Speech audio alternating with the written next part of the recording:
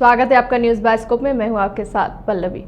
भाकपा माओवादी संगठन ने आज और कल बिहार झारखंड बंद करने का ऐलान किया है। यह बंदी बीते दिनों झारखंड के चतरा में मारे गए 5 नक्सलियों के विरोध में बुलाई गई है।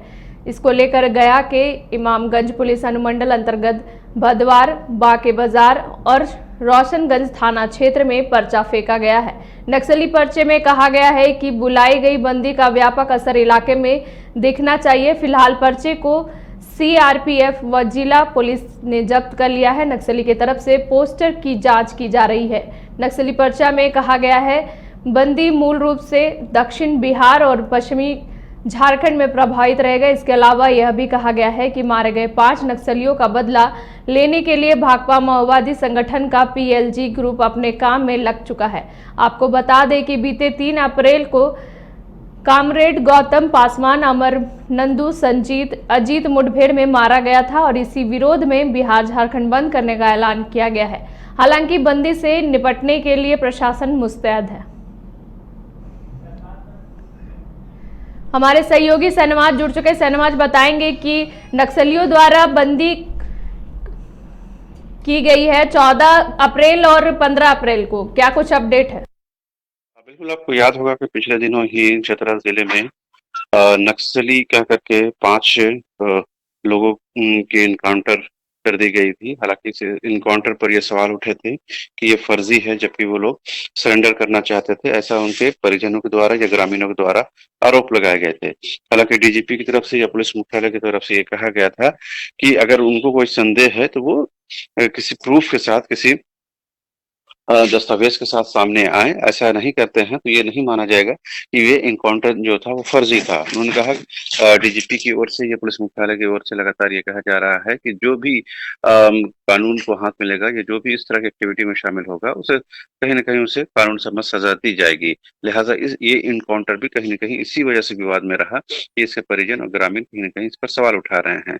आपको याद होगा कि कल ही झारखंड जन अधिकार सभा की जो प्रतिनिधिमंडल है और कुछ पीड़ित परिवार जो नक्सल परिवार से ताल्लुक रखते हैं, वो परिवारों के साथ झारखंड जन अधिकार सभा के लोगों ने कल ही गृह सचिव से मुलाकात की और ये बताने की कोशिश की कि पुलिस जो है किस तरह से भयादोहन कर रही है, ब्लैकमेलिंग कर रही है, प्रताड़ित कर रही है और सिर्फ नक्सली के नाम पर ग्रामीणों को घंटों घंटों पुलिस हाजत में बंद किया जाता है, उनको परेशान किया जाता है, मारपीट की जाती है बिना कुछ आधार के, बिना कुछ शंका के। तो ये कहीं न कहीं आरोप झारखंड जन अधिकार सभा की ओर से लगाए गए हैं।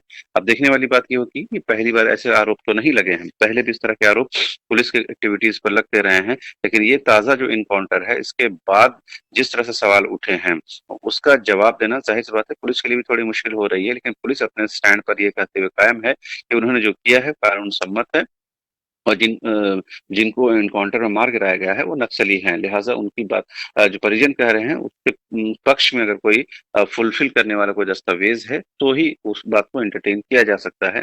लेकिन इस बीच में जनसभा का पीड़ित परिवारों के साथ मुलाकात करना और उसी बात को दोहराना कहीं न कहीं ये बताता है कि ग्रामीणों में रोष है, गुस्सा है और कहीं न कहीं पुलिस एक्टिविटीज को वो खतरे के तौर पर देखते हैं। बहरहाल हाल के दिनों में जिस तरह से झारखंड में कुछ एक नक्सली घटनाएं बढ़ी हैं वो चिंता का सबब तो जरूर है, लेकिन पुलिस ये बताने की कोशिश कर रही है कि हम हर हाल में नक्सल एक्टिविटी को सप्रेस करेंगे और उसे किसी भी सूरत में फिर से सिर उठाने नहीं देंगे। हालांकि सरकार की ओर से आपको याद है कि कई ऐसी योजनाएं खासकर वेलफेयर स्कीम नक्सल से जुड़े लोगों के लिए चलाए जा रहे हैं ताकि उनके पुनर्वास हो सके, उनको मुख्य धारा में लौटाया जा सके, उनको आर्थिक सहयोग किया जा सके, उनके पढ़ने लिखने और बच्चों के भरण पोषण की व्यवस्था की जा सके। तो लगातार कई ऐसे नक्सली है जिन्होंने सरेंडर भी किया है।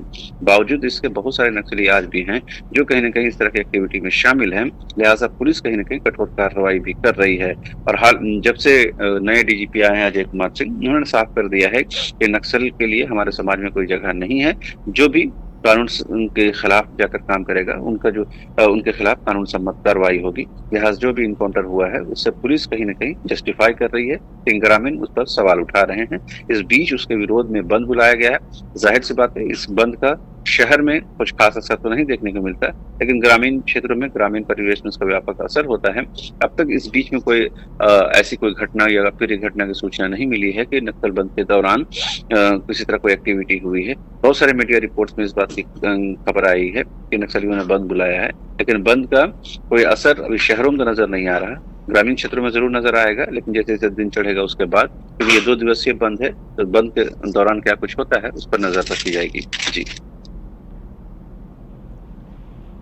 जी, तमाम जानकारियों के लिए बहुत बहुत धन्यवाद।